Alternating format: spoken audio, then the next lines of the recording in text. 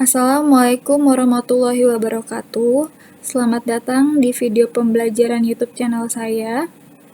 Pada kesempatan kali ini kita akan membahas tentang mata kuliah Biokimia Industri dengan materi stokiometri.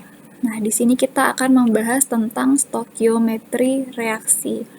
Tetapi tetap akan berkaitan dengan pertemuan sebelumnya, yaitu mengenai stokiometri konsep mol ya. Jadi kita masih membutuhkan rumus-rumus yang sebelumnya, minggu pertemuan yang sebelumnya. Nah, apa yang dimaksud dengan stokiometri reaksi di sini? Nah, di sini kita akan mencari mol dari suatu reaksi dengan membandingkan koefisien dari masing-masing unsur atau senyawa. Misalnya di sini saya ibaratkan reaksinya adalah senyawa A ditambah B itu menghasilkan produk C plus D.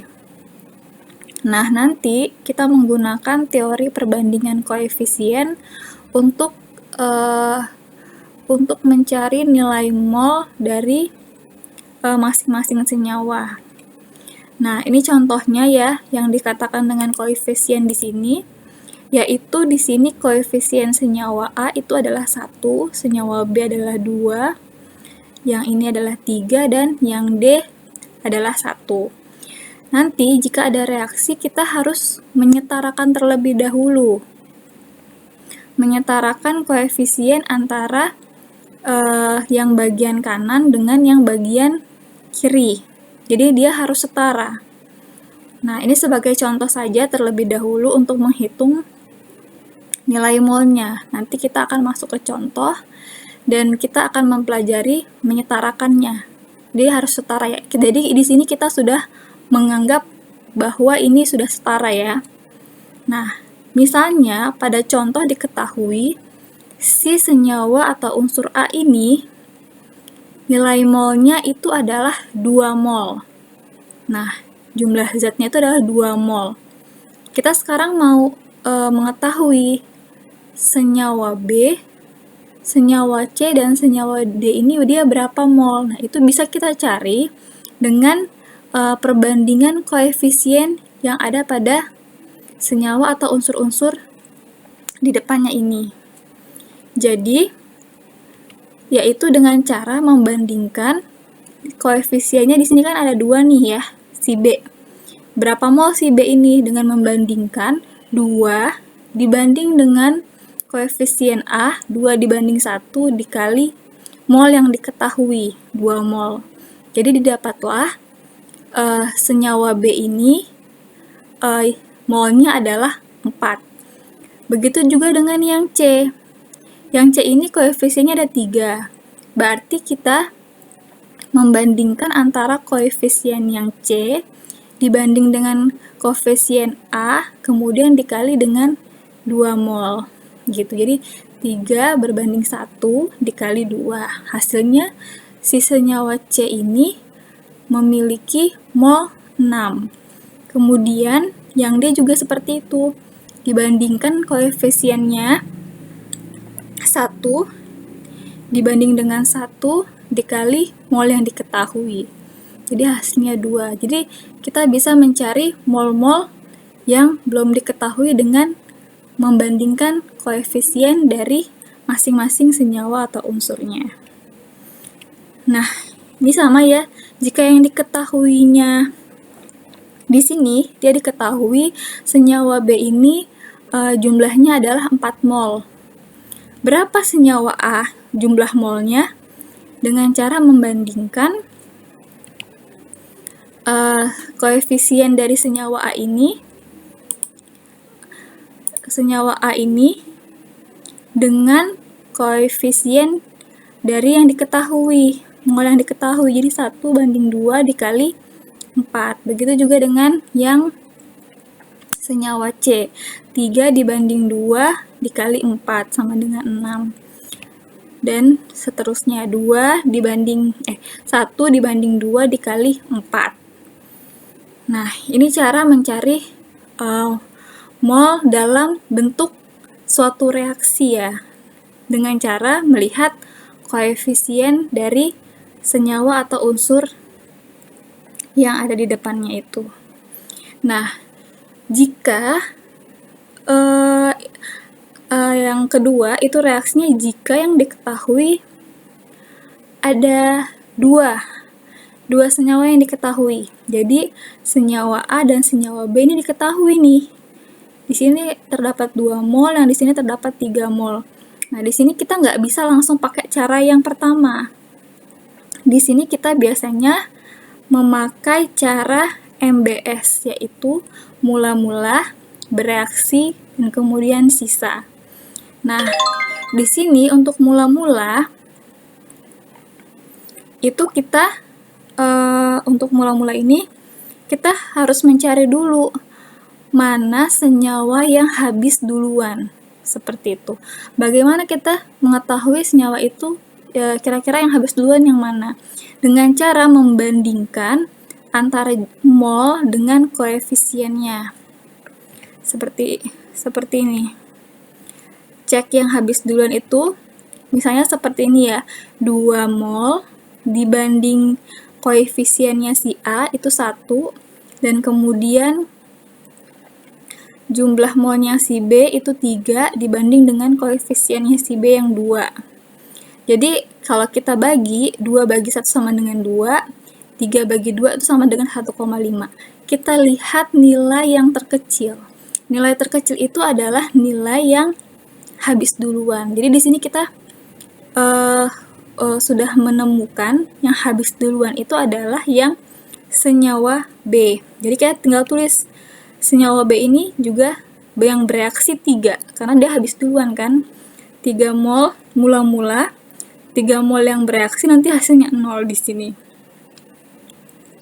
Kemudian bagaimana selanjutnya kita bisa menggunakan cara yang di atas. Dengan cara, kan kita udah tahu nih, mol yang bereaksinya 3. Jadi kita masukkan koefisien yang A dibagi koefisien yang B, kita kali 3 mol. Nah, yang bereaksi di senyawa A yaitu 1,5 mol. Nah, untuk yang C dan D, ini kan dia produk ya. Jadi kalau mula-mula dia belum ada, karena yang mula-mula ini adalah pencampuran antara si A sama si B gitu, fraksi A dengan fraksi B. Jadi dia belum ada produk. Nah, kemudian saat bereaksi dia akan menghasilkan sama caranya, 3 dibagi 2 dikali 3 mol sama dengan 4,5. Dengan menggunakan teori perbandingan koefisien yang di atas, ya, 1 dibanding 2 dikali 3 mol sama dengan 1,5. Jadi produk yang terbentuk itu ada 4,5 mol dan 1,5 mol. Nah, kemudian sisanya berarti si A ini mempunyai sisa 0,5 mol. Kemudian yang B dia habis bereaksi atau disebut dengan reaksi pembatas. Kemudian kita mendapatkan produk C itu sebesar 4,5 mol dan juga produk D 1,5 mol. Nah, ini sebenarnya sudah pernah dipelajari di SMA. Kita hanya mereview ulang, mengingat ulang, refreshment buat kalian yang kira-kira sudah sedikit lupa gitu. Jadi kita akan masuk ke contoh soal ya, biar langsung bisa diaplikasikan. Untuk contoh soal nomor 1, di sini ada reaksi pengolahan silikon dengan reaksi seperti ini ya. Nah, pertama-tama kita cek dulu kesetaraan antara ruas kiri dengan ruas kanan dari reaksi ini. Nah, di sini ada SI di sini 1 cuman ya. Di ruas kanan juga hanya 1. Kemudian ada O-nya di sini ada 2. Nah, kita lihat di sini juga ada 2 dikali oksigen. Kemudian C di sini ada 2, di sini juga C-nya ada 2. Jadi reaksi yang dicontohkan di soal ini sudah reaksi yang setara.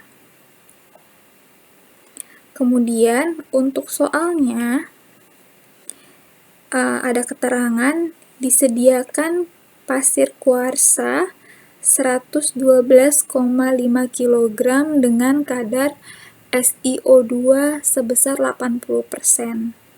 Nah, jadi SiO2-nya ini 80% dari 112,5 kg berarti ya. Nah, yang ditanya massa silikon yang dihasilkan dan yang B massa karbon yang diperlukan. Jadi di sini kita hanya punya data kadar si SiO2 sebesar 80% dari 112,5 kg. Kita cari dulu massanya SiO2 ini, yaitu 80% dikali 112,5 kg, hasilnya adalah 90 kg. Jadi di sini kita mengetahui nih, massa dari SiO2 itu 90 kg. Nah, kemudian dari massa ini kita bisa mendapatkan nilai mol. Jadi kan kita mau cari molnya si SiO2 dulu terlebih dahulu di sini untuk mendapatkan massa silikon. Karena silikon kan kita nggak tahu datanya apa ya. Jadi yang ditanya itu silikon dengan nilai karbon. Nah, untuk menghitung nilai mol dari si SiO2 itu kita pakai rumus yang kemarin, yaitu mol sama dengan massa per mR. Nah, mR-nya kita hitung dulu. Dari SiO2 itu Si diketahui AR-nya 28, O16, C itu 12, ini bisa dilihat dari tabel periodik ya. Didapatlah MR SiO2 sebanyak senilai 60. Nah, kemudian kita harus ingat nih, massa pada rumus mol itu dia dalam bentuk gram. Nah, di sini yang kita punya data adalah dalam bentuk kilogram. Otomatis dia akan berpengaruh ke satuan molnya, berarti nanti kita dapatnya kilomol. Jadi kita bagi 90 massanya dibagi 60 mR-nya, hasilnya sama dengan 1,5 kilomol. Ini mol dari SiO2. Nah, kemudian kita bisa kan menghitung mol dengan menggunakan perbandingan koefisien yang di atas tadi. Nah, jadi di sini kita bisa menghitung koefisien dari si atom karbon, yaitu 2 dibanding 1, ini kan nggak ada, kalau nggak ditulis ini namanya 1 ya, 2 dibanding 1 dikali 1,5 mol yang diketahui sama dengan 3 kilomol. Jadi si C-nya ini, karbon ini, molnya adalah 3 kilomol. Kemudian Si-nya sama 1 per 1 dikali 1,5, jadinya dia jumlahnya sebesar 1,5 kilomol. Untuk yang CO itu juga 2 per 1 dikali 1,5 sama dengan 3. Jadi CO-nya dapatlah 3 kilomol. Nah, kita udah mengetahui nih jumlah mol dari si silikon. Nah, dengan kita mengetahui jumlah mol dari si silikon, kita bisa masuk langsung ke pertanyaan, massa silikon yang dihasilkan berapa? Kita balik lagi, rumus dari massa yaitu yang ini ya, sama ya. Jadi mol sama dengan massa per mR. Jadi kalau misalnya yang ditanya masanya, berarti bisa kita taruh ke atas MR-nya sama dengan mol dikali MR. Tapi ingat, silikon ini kan bukan suatu senyawa ya. Jadi dia bukan MR, tapi AR. Karena dia cuma satu SI-nya kan. Jadi di sini mol dikali AR SI sama dengan molnya diketahui, mol SI 1,5 kilomol dikali 28 AR dari si SI sama dengan 42 kg. Nah, ini massa si SI. Begitu juga dengan karbon, karena kita sudah mengetahui mol dari si karbon, langsung kita masukkan N-nya 3 kilomol dikali AR dari si C sama dengan 3 dikali 12 sama dengan 36 kg. Nah, itu cara mencarinya ya. Baik, kita masuk ke contoh soal 2 ya. Di contoh soal 2 ini kita punya reaksi 2Al ditambah 3H2SO4 menghasilkan Al2SO4 3 kali ditambah 3H2. Nah, pertama-tama pasti di sini teman-teman udah pada tahu semua kan, kalau misalnya S ini berarti dia padatan, AQ ini berarti dia namanya larutan, dan G ini berarti dia gas. Pertama-tama kita kalau misalnya ada reaksi seperti ini, kita harus mengecek apakah reaksi ini sudah setara atau belum. Di sini ada Al, 2Al di ruas kiri, kemudian di ruas kanan Al-nya juga ada 2. Kemudian di sini ada 3H2, berarti ada 6 ya. Di sini juga hidrogennya juga ada 6, 3 dikali 2. Kemudian di sini SO4-nya ada 3, dan di sini juga SO4-nya ada 3. Jadi reaksi ini sudah setara. Nah, kemudian ada soal, ke dalam 200 ml larutan H2SO4 dimasukkan sekeping aluminium, terbentuklah 17,1 gram Al2SO4 3 kali dan gas hidrogen. Jadi H2SO4, si Al dimasukkan ke dalam H2SO4, terbentuk dua produk ini. Nah, yang ditanya, tentukan A. Molaritas H2SO4 dalam 200 ml larutan. Kemudian yang B. Jumlah partikel aluminium yang direaksikan.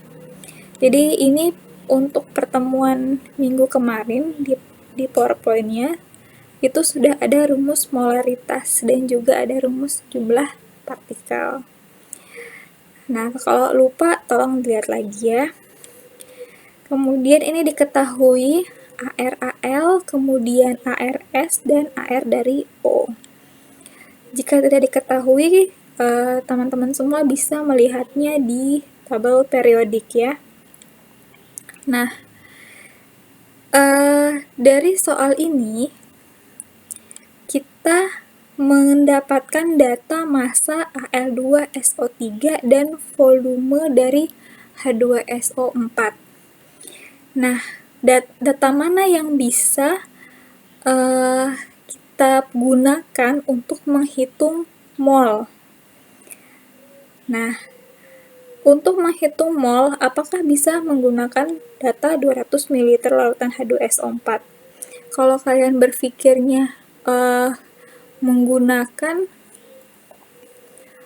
volume STP dan volume RTP, itu dia nggak bisa pakai rumus itu karena itu untuk gas, sedangkan ini larutan ya.